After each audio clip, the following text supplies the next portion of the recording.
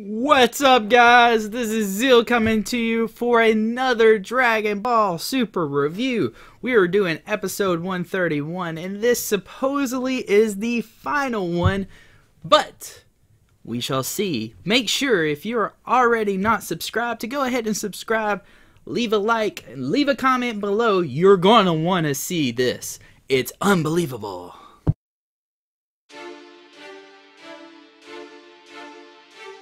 So, we're going to jump into it, and I actually wrote notes on this one. It was that epic that I needed to take some notes. So if you see me glancing down, it's because I want to make sure that I'm giving you as much of the details that I possibly can. But before we get into those, let me make sure I tell you on the front end, there are tons and tons and tons of spoilers. So if you have not watched episode 131, do not go any further in a review. I don't even know why you would check out a review if you didn't see no spoilers in the title, but regardless, this is your chance. 3, 2, 1, we're getting started. Okay, so immediately out the gate, this is a non-traditional start. They didn't do the typical recap, Dragon Ball's, super intro, and then into the stuff. It was a very non-traditional. It starts off with 17 and Frieza battling Jiren, and what they're showing you is what's going to come up later in the episode. So they kind of give you this preview of what's going on, and then it goes into a flashback of what happened to Goku after Goku lost Ultra Instinct, and how it took a real toll on his body.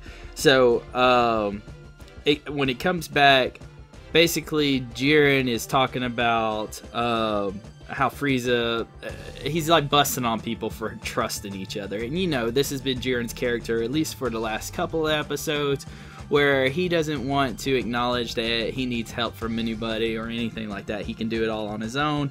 And Frieza is talking mad trash. He is just flat out just dogging Jiren, because he's saying Jiren's just a shell of his powerful self from before and all this stuff. So he's going into doing what Frieza does best, and that's tearing down his foes. Let me see here. So number one, Golden Frieza's engaged right now, and when Jiren hears this mockery, so to speak, of him, he flies at Frieza. He steps on his tail, and he is putting those things on Frieza. I mean, he is just bashing his face in. But Frieza told him, I think he said something to the attempt like, you got cocky, or you got, like, you let your guard down, something to that fact. And he has 2 rocks come and smash Jiren from each side. And then 17 jumps into the fight, and he goes in for a tackle. Now this was really cool. So he goes in for a tackle, and he's gonna do the blast on Jiren's back, and Jiren says, "You're not gonna get me this time." And I think Jiren was trying to counteract it, but what 17 did is he actually formed a huge barrier around both of them, so the blast would be contained, and he would have to get hit by the blast. So right after that, you see 17 come flying out, and he's sitting towards the side. Frieza's walking up behind him, and Jiren is damaged heavily. And as Frieza's walking by 17, he talks about how reckless it was and stuff. And 17 says something that was kind of unique and outside of his nature, where he was like, "It's fine. I knew everything would be alright as long as you were still in it." And Frieza even says, "Wow, your trust really honors me." But in a kind of a snide way that Frieza always communicates and stuff. So at this point, you have Jiren down on his knees. He's about to take a blast to his face, and it makes me flash back to the Namek art, because Namek art Frieza, number one, I feel for this Frieza, because he just hasn't been able to destroy henchmen or just random innocents in a long time. So I'm sure there's a lot of built-up frustration and agony going on inside him. But he walks up, he has a death beam right to Jiren's head, and Jiren's accepted his fate for the second time, guys. For the second time. But this time, alongside of him, Universe 11 has accepted that fate, because you can see it, like, their God of Destruction is giving in, like, the Kai's giving in. And then I saw something that I wasn't sure that I would see in Dragon Ball.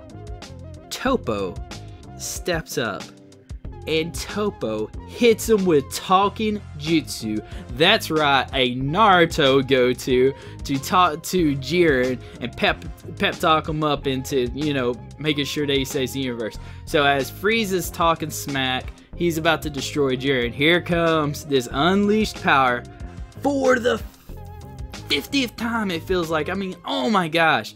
This part is frustrated, but it still isn't to the level that it needs to be. Jiren unleashes all his power. Frieza and 17 are trying to hold it back or whatever, and then you see Goku, like, and he had been watching everything up to this point, and he's been in admiration of those two being able to hold their own against Jiren. And then all of a sudden, this blue light hits, and then there's Goku right there. He had instant transmissioned over. He's giving them some help. And at this time, by the way, while they're trying to hold back this blast, Frieza loses his golden form. Like, it melts off of him, which was kind of cool to see. It just kind of, or I don't know, melt is the right word, but kind of like it blew off of him. Like his aura came off of him. And with his aura also went the actual color of his skin. So that was pretty awesome. Let's see here. Sorry guys, I just want to make sure I'm getting it all. Okay, so Goku and Frieza, while they're battling off this blast, they're having a conversation, and Frieza asks him if he remembers what he promised him, and Goku's basically telling him, saying, hey, I'll keep my end of the deal as long as you keep your end of the deal. And 17's like, are y'all finished making up? Like, just kind of, you know, adding his little bit of humor in there and stuff. And all of a sudden, the barrier breaks, and it is Goku and Frieza going at it. And this was really awesome to me. I wanted to make sure I saw this, so I actually watched this episode 3 times. But they actually led off against Jiren's attack with a headbutt. I mean, how classic Dragon Ball is that? I mean, had it been King Piccolo, man, they'd been done for. But it was awesome, man. They're fighting, and they're fighting in such incredible unison. It actually takes Vegeta back. Like, there's a flash over to Vegeta, and Vegeta's like doing that, you know, this out of disbelief. So anyways, they're fighting, and even when Jiren would get a hit in them, like for instance Goku would attack, he would like hold on to him and grab him, whatever, so he couldn't move, so Frieza could come in with a counter attack. So, and while this is all going on, 17's in the background, and he's shooting like Kai Blast, because remember, he has unlimited stamina. So he's able to sit there and fire off all these shots and not really hurt anything. They smash Jiren up against this wall, but Jiren kind of gets loose, and he starts going towards 17 because he plans on taking 17 out. And while he's doing that, Frieza yells at Goku, "Throw me at him!" So Goku grabs himself. He plants himself into the pillar that they're on, and that's where that scene was where it looked like Goku was stomping. It was right then or whatever. He grabs Frieza, he throws Frieza at Jiren, who basically tackles Jiren, and Frieza's goal is to take him off the side of the cliff. However, there's a little piece of land underneath them. They land on top of it. Jiren's having his way. He tears off Frieza's tail at one point. And then here comes Goku. Goku's right behind Frieza. And this was the most amazing part, is when you're seeing them power up together. But it's like Goku's so low on stamina, he can only like burst into Super Saiyan 1. So he's just slightly like bursting, but their powers combine up. They end up taking them off, and that's it. And what we realize is that 17 has won. 17, who going into this tournament, nobody would have predicted it. I didn't predict it. I did predict the wish, but I did not predict this. And everybody's like joyous. You know, Toppo's holding Jiren. They're about to be erased. There's a touching moment that you need to check out on there. It's really good between Goku and Jiren and Toppo, and their universe is erased. And so it immediately, because there's no time left in this episode. Like, this episode was from wire to wire. So you have Android 17 standing inside the ring still, because you realize they're victorious, Universe 7 is, and here comes Grand Priest. Grand Priest asks him, hey, do you know what your wish is going to be? And he kind of looks for a second, and everybody's like wondering what's he going to say. And he did the most honorable thing that you could do, and he just wished for all the universes to be returned. And this is the cool part about it, because now you've seen the human side of Android 17. I mean, you saw bits and pieces of it, but this really shows that he's getting it. And I think he's going to be leaned on more so as this series continues to progress, because I, for one, do not think Dragon Ball Super is over. I think the ending was too rushed, and I think they have a lot of potential left in there, especially with maybe a different art direction and stuff. I think they just needed to revamp, let some manga chapters catch up, and move this story along. But anyways, 17 wishes for everybody to come back, okay? And then you find out Zeno knew about it the whole time. He already envisioned it. He already saw it happen. And there was one part where they questioned, they were like, well, what if he would have done a selfish wish? And he was like, oh, Zeno would have erased all the universes.